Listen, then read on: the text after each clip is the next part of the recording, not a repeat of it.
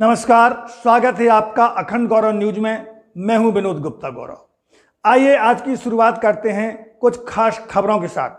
छतरपुर का प्राचीन संत शरीर महाराज आश्रम आज लोगों की आस्था का प्रमुख केंद्र बन चुका है। आश्रम में श्री राम जानकी मंदिर, श्री राधा कृष्ण मंदिर, लक्ष्मी नारायण मंदिर, त्रिमूर्ति मंदिर, दुर्गा मंदिर, शिव मंदिर, शनि मंदिर, गणेश मंदिर के अलावा अन्य कई मंदिरों का निर्माण किया जा चुका है। यहाँ दूर दूर से भक्तगण अपनी मनोकामनाएं लेकर दर्शन करने आते हैं।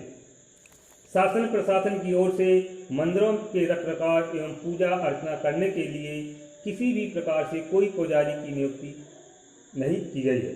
लगातार शासन द्वारा मंदिरों की उपेक्षा की जा रही है, जिससे भक्तगण मायूस नजर आ रहे हैं। आश्रम के महंत कमलेश बब्बाजू महाराज से हमारे चैनल हेड विनोद गुप्ता गौरव ने की है खास बातचीत। तो आइए आपको सुनवाते हैं बातचीत के कुछ अंश। नमस्कार, आप देख रहे हैं अखंड गौरव न्यूज। मैं हूं विनोद गुप्ता गौरव। आज हम यहां संत शरीर महाराज आश्रम में आए हुए हैं। ये बुंदेलखंड का बहुत ही प्राचीन और प्रसिद्ध मंदिर है। यहाँ पर कई धार्मिक मंदिर बने हुए हैं। यहाँ हमेशा एक जी धर्म के आस्था का केंद्र बन चुका है। हमारे बीच में संत शरीर महाराज आश्रम के महंत श्री कमलेश बब्बाजू महाराज मौजूद हैं। आइए उनसे बातचीत करते हैं और उनसे कई सवालों के जवाब जानते हैं। बब्बा जी, बहुत बहुत स्वागत आपका हमारे चैनल में। बोलो संत शरीर महाराज की जय और आप सबको भी प्रणाम। बब्बा जी, ये जानना चाहते हैं कि ये संत शरीर महाराज आश्रम एक बहुत प्राचीन, लोग बता रहे हैं कि बहुत पुराने समय का ये आश्रम बना, ये मंदिर उनका बना। तो संत शरीर महाराज को आप कब से जानते थे और किस प्रकार का यहाँ ये कम मंदिर बना और कैसे आपको प्रेरणा मिली? ये संत शरीर महाराज जो है यहीं पे इनका जन्म हुआ और सबसे पहले जो है शरीर महाराज नर्मदेश्वर मंदिर के पास, बड़े तालाब के पास जहाँ संतोषी माता का मंदिर है, वहाँ इनका झूला डला रहता था। उसी के सामने महाराज साहब की कोठी थी। सन 1958 में हमारे पिताजी यहीं पे थे और सन 63 में हमारे छोटे फूफा जी श्री लक्ष्मी नारायण जी, वो यहीं पे डिप्टी कलेक्टर थे। और मैंने 77 से यहीं पे अध्ययन भी किया है, साक्षात दर्शन भी किए। और अपने पिताजी की प्रेरणा की वजह से, उनके क्रियाकलापों से, उनके साथ में भी मैंने उनसे काफ़ी प्रेरणा ली। बब्बा जी, इस समय आपने पढ़ाई की, आप पोस्ट ग्रेजुएट तक पढ़े लिखे हैं। उस समय सरकारी नौकरी आसानी से मिलती थी, आपने प्रयास किया। हमने ये सुना है कि आपको कई विभागों में नौकरी मिल गई। आपने नौकरी को ठुकरा दिया और अपना घर परिवार सब छोड़ के इस आश्रम में आप आकर रुके। ये प्रेरणा आपको कहाँ से मिली? ये हम एक बार जो है हरिद्वार गए थे, तो हरिद्वार में रात में रुकने को मौका मिला। हम लोग 3 लोग थे। खिचड़ी वाले पंजाबी महाराज के आश्रम में, जयराम आश्रम में। तो वहाँ पे महाराज जी से, वहाँ पे कोतवाल से मिले, श्री महान जी से मिले। तो उन्होंने, हमने कहा रात में रुकना है, तो उन्होंने थोड़ा अनमने मन से कहा कहाँ से आए? हमने कहा छतरपुर। बोले छतरपुर छतरपुर छतरपुर। हमें ख़राब लगा कि छतरपुर वालों से ऐसी कौन सी गलती होगी जो महाराज जी से। तो मैं एक दिन की जगह 3 दिन तक रुका। तो महाराज जी ने बताया कि मैं सन 54 से निरंतर कुंभ में जाता था, प्रयागराज में, और भी महात्मा जाते थे। तो वहाँ एक महाराज शरीर बाबा रहते थे। तो मैंने पूछा लोगों से, तो उन्होंने बताया। तो 54 में, 58 में, 65 में, 66 में, 70 में मैं गया। फिर पूछते पूछते एक बार मैं सवेरे सवेरे आया, तो मैंने देखा यहाँ पे, तो पता चला कि बाबा ब्रह्मलीन होगा, समाधि पे गया। तो यहाँ पे गंजेड़ी शराबी असामाजिक तत्वों का जमा बाड़ा था और महाराज की समाधि के ऊपर सिर्फ समाधि ही बनी थी माटी की। तो उन्होंने काफ़ी गुस्सा हुए कि इतने महान संत, अगर नगर का प्रति लोग चाहता 10-10 रुपये भी इकट्ठा करता, तो इस महान संत के नाम से अच्छी समाधि भी बन जाती, मंदिर भी बन जाता। ऐसे महान संत के नाम से न यहाँ कोई पुस्तकालय है, ना कोई वाचनालय है, ना कोई औषधालय है, और ना कोई कॉलेज वगैरह है। कई बार मैंने भी मेडिकल कॉलेज की जब भी घोषणा हुई, उस मीटिंग में मुझको बुलाया गया, तब मैंने भी अपना सुझाव दिया कि भाई अपने यहाँ पे जब भी मेडिकल कॉलेज खुले तो उसका नाम संत श्री महाराज मेडिकल कॉलेज रखा जाए। इस प्रकार से वहाँ से जब उन्होंने कहा कितने महान संत के लिए ऐसा, तब वहीं से हम सीधे आए। तो यहाँ श्री महाराज के यहाँ रहे, पूरे नगरवासियों को भी पता है। यहाँ झबुआ में भी रहे, फिर कच्ची झोपड़ी में रहे, और सबने देखा भी है कि कितना संघर्ष किया, कैसे ये ज़मीन आज सुरक्षित है और आज किस प्रकार का पहले जो स्थल कैसा था, असामाजिक तत्वों के अड्डों के नाम से जाना जाता था, आज एक पर्यटक स्थल से कम नहीं है, जो नगर के बीचों बीच है और नगर की श्रद्धा की आस्था का जन केंद्र है, जहाँ यहीं के नहीं, जहाँ पे अन्य प्रांतों के लोग भी दर्शन करने आते हैं। और प्रत्येक अमावस्या पे संत श्री महाराज शंकर जी विभिन्न देवी देवताओं का महाअभिषेक किया जाता है।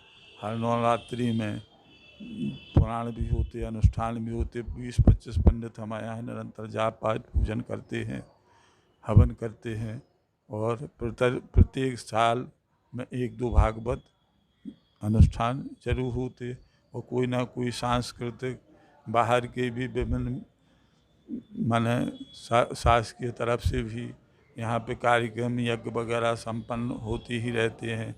गरीब विधवा ब्राह्मणों की शादियाँ भी हमने कराई, और भी प्रजापति समाज की, कोरी समाज की, कई अन्य शादियाँ भी समाज की तरफ से भी और शासन की तरफ से भी होती रही हैं। महाराज जी, इस आश्रम में वर्तमान में कितने मंदिर बन गए हैं और किन किन देवी देवताओं के मंदिर बने हुए हैं? इस आश्रम में लगभग जो है 17 मंदिर बन चुके हैं। संत श्री महाराज मंदिर, शंकर जी का मंदिर, और माता माई साईं बाबा का मंदिर, त्रिमूर्ति सरस्वती माता मंदिर, लक्ष्मी नारायण मंदिर, माता भगवती मंदिर, राधा कृष्ण मंदिर, सीताराम मंदिर, काली माता मंदिर, शनिदेव मंदिर, नवग्रहों के मंदिर और विश्वकर्मा मंदिर, माने न इस प्रकार हमारा गणेश जी का मंदिर और धूना मंदिर और यज्ञशाला मंदिर, राजराजेश्वरी माता का मंदिर, इस प्रकार के यहाँ मंदिर निर्मित हैं। निरंतर 24 घंटा आने जाने वालों की भीड़ भी बनी रहती है। गरीब अनाथ भी यहाँ पे आते जाते रहते हैं। सब है और सबकी भगवान की कृपा। ये हम देख रहे हैं बाबा जी, बहुत रमणीक स्थान है और लोगों की आस्था का केंद्र बन चुका है। इन मंदिरों के रख रखाव के लिए, यहाँ की पूजा पाठ के लिए क्या व्यवस्था है? यहाँ के मंदिरों की रख रखाव के लिए और पूजा पाठ के लिए हमारी तरफ से और भक्तों के जन सहयोग से की जाती है। यहाँ पे आज तक भी शासन और प्रशासन की तरफ से एक भी पुजारी की किसी भी मंदिर में किसी भी प्रकार की नियुक्ति नहीं है। ना इस आश्रम में आय का किसी भी प्रकार का कोई स्रोत है, ना आश्रम में कोई ज़मीन है, ना कोई जायदाद है, ना कोई किराया भाड़ा है। आय का कोई भी एक भी स्रोत नहीं है। यहाँ जो मंदिरों की स्थिति को देख करके लग रहा है कि एक ट्रस्ट का होना बहुत आवश्यक है, तो इसके लिए कोई प्रयास किया गया ट्रस्ट बनाने के लिए? लगभग 40 वर्षों से हम निरंतर प्रयासरत हैं।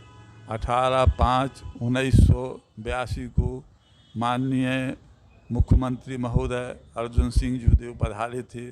उनको भी हमने ट्रस्ट बनाने के लिए आवेदन दिया था। तब से निरंतर ही आवेदन प्रयासरत हैं कि जनहित में, न्यायहित में 2007 में माननीय मुख्यमंत्री शिवराज सिंह जूदेव भी पधारे थे। उस समय भी उनको आवेदन दिया था। उन्होंने कहा था कि आश्रम का अतिशीघ्र ट्रस्ट का गठन कर दिया जाएगा और समस्त समस्याओं का निराकरण कर दिया जाएगा। हमें आश्वासन के अलावा आज तक कुछ नहीं मिला। अब हमारी उम्र लगभग 72 की लगभग जा रही है। व्यवस्था संचालन के लिए हम नगरवासियों की तरफ से और शासन प्रशासन से, जनप्रतिनिधियों से, और वर्तमान हमारे श्रीमान Sandeep ji R G collector महोदय हैं, उनसे हम विनम्र प्रार्थना करते हैं कि आके स्थान का अवलोकन करें। तो ये पुनीत कार्य है, धर्म हित में है, जनहित में है, न्याय हित में है।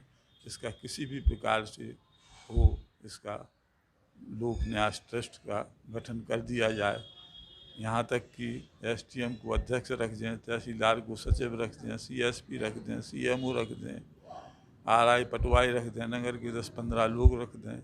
हमको किसी भी प्रकार की आपत्ति नहीं है। एक हमें मानसिक वेदना रहती है, इससे हम कभी कभी अस्वस्थ भी हो जाते हैं कि हमारे कार्यकाल के समय व्यवस्था संचालन के लिए यहाँ का यदि ट्रस्ट का गठन हो जाता है तो हमें अति प्रसन्नता होगी। हमारे श्रीमान जी से भी निवेदन है, यहाँ की जनप्रतिनिधियों से भी है और नगरवासियों से भी है और समस्त पत्रकार बंधुओं से भी है। ये थे संत सरी महाराज आश्रम के महंत श्री कमलेश बब्बाजू।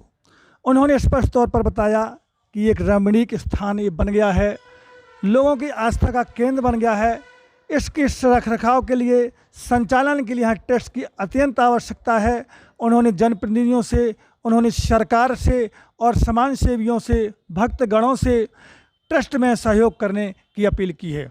कैमरामैन विद्यासागर तिवारी के साथ विनोद गुप्ता, गौरव, अखंड गौरव न्यूज़, छतरपुर। चैनल को सब्सक्राइब करें, वीडियो को लाइक, कमेंट ज़्यादा से ज़्यादा शेयर करें। खास खबरों के लिए देखते रहें अखंड गौरव न्यूज़, साहस सच कहने का।